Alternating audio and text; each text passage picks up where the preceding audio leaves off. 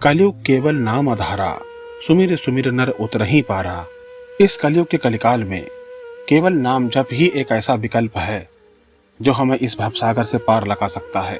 हमारे इससे पहले भी अनेकों अनेक जन्म हुए, जाने कितने पाप हमने किए। ये तो प्रभु की बड़ी कृपा हुई जो हमें मनुष्य जन्म दिया। यदि हम इसी जन्म में अपने इन पापों से उतरकर प्रभु की शरण में जाना चाहते हैं, हम चाहते हैं कि इसी जन्म में हमारा कल्याण हो जाए, तो बस केवल एक ही विकल्प है, प्रभु की कृपा। और उनकी कृपा तभी होगी जब हम उनका नाम स्मरण करें, उनका नाम जप करें।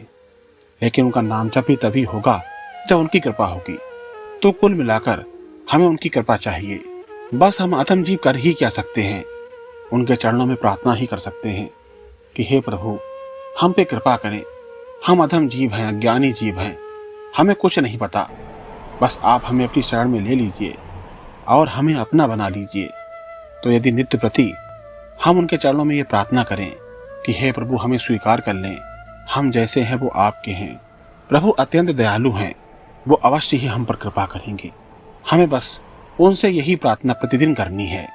हम अपने श्री कृष्ण और अपनी लाडली जो के चरणों में समर्पित हैं, उन्हीं के शरणागत हैं।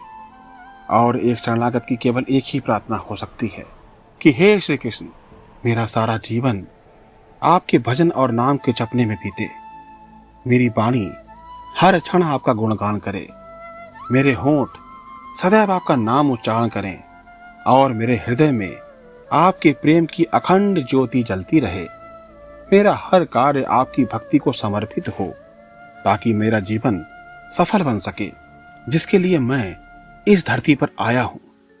हे गोविंद, जब मेरे प्राण निकलें तब मेरे मुख में केवल आपका नाम हो। जैसे एक शिशु अपनी माता को पुकारता है, वैसे ही मेरे अंतिम समय में मेरा मन केवल आपको पुकारे। मेरी चेतना इतनी दृढ़ हो कि मृत्यु के समय भी मेरा विश्वास केवल आप पर अटूट बना रहे। हे माधव, मेरे अंतिम क्षणों में मेरा मन केवल आपके चरणों में ही लीन हो। मृत्यु के समय कोई भय ना हो, कोई मोह ना हो, केवल आपका दिव्य स्वरूप मेरी आंखों के सामने हो और मेरा चित्त आपकी शरण में पूर्णतः समर्पित हो। हे मुरलीधर, मुझे ऐसी भक्ति दें कि हर जन्म में आपकी सेवा कर सकूं। यदि पुनर्जन्म सत्य है तो हर जन्म में मुझे अपने चरणों में स्थान दे, जहां मैं आपकी लीला का दर्शन कर सकूं और नित्य आपकी भक्ति में लीन रह सकूं। हे गोपाल, मैंने अनेकों अनेक पाप किए हैं, जानकर भी और अनजाने में भी। कृपा कर मुझे क्षमा करें। मेरी आत्मा अज्ञान से भरी रही है। कई बार मोह और अहंकार में बहकर मैंने गलतियां की हैं। मुझे अपने दिव्य प्रेम से पवित्र करें और मुझे अपने चरणों की शरण में ले लें। हे वासुदेव, मेरी बुद्धि को इतना निर्मल कर दें कि मैं गीता के उपदेशों के अनुसार जीवन जी सकूं। गीता केवल एक ग्रंथ नहीं है, बल्कि संपूर्ण जीवन का मार्गदर्शन है। मेरी बुद्धि को ऐसा बनाइए प्रभु कि मैं हर परिस्थिति में आपके उपदेशों का पालन कर सकूं। हे जगन्नाथ, मेरी हृदय को मोह माया से मुक्त करें, ताकि मैं इसको केवल आपकी भक्ति में लगा सकूं। संसार के अस्थायी सुखों और दुखों में उलझकर मैं अपने वास्तविक उद्देश्य को भूल जाता हूं। कृपा करें कि मेरा मन संसार के झूठे आकर्षणों से हटकर केवल आपकी भक्ति में रम जाए। हे परमेश्वर, जब मैं संसार में रहूं तब भी मेरा हृदय आपके चरणों में अडिग बना रहे। पारिवारिक कर्तव्यों और सांसारिक कार्यों में व्यस्त होते हुए भी मेरी आत्मा सदैव आपकी ओर मुड़ी रहे। हे चक्रधारी, मुझे अपने सुदर्शन चक्र से सभी पापों और बुरी प्रवृत्तियों से मुक्त करें।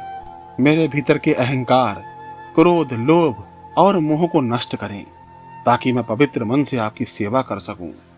हे प्रभु, मेरी विनती स्वीकार करें, मुझे अपने चरणों में स्थान दें। हे लाडली जो, कृपा करें, कृपा करें, कृपा करें। आपको ये वीडियो कैसा लगा कमेंट करके अवश्य बताइएगा। यदि आपको हमारे वीडियो अच्छे लगते हैं तो कमेंट में श्री राधा वल्लभ श्री हरिवंश अवश्य लिखें। चैनल को लाइक करें, सब्सक्राइब करें और शेयर करें।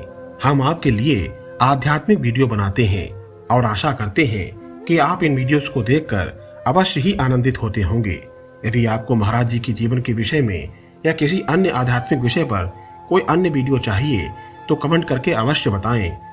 हम अपनी ओर से पूरा प्रयास करेंगे कि उस वीडियो को बनाकर आपके समक्ष प्रस्तुत करें। मिलते हैं एक नए वीडियो के साथ, तब तक के लिए आप सभी को इस दास का जय जय श्री हरिवंश।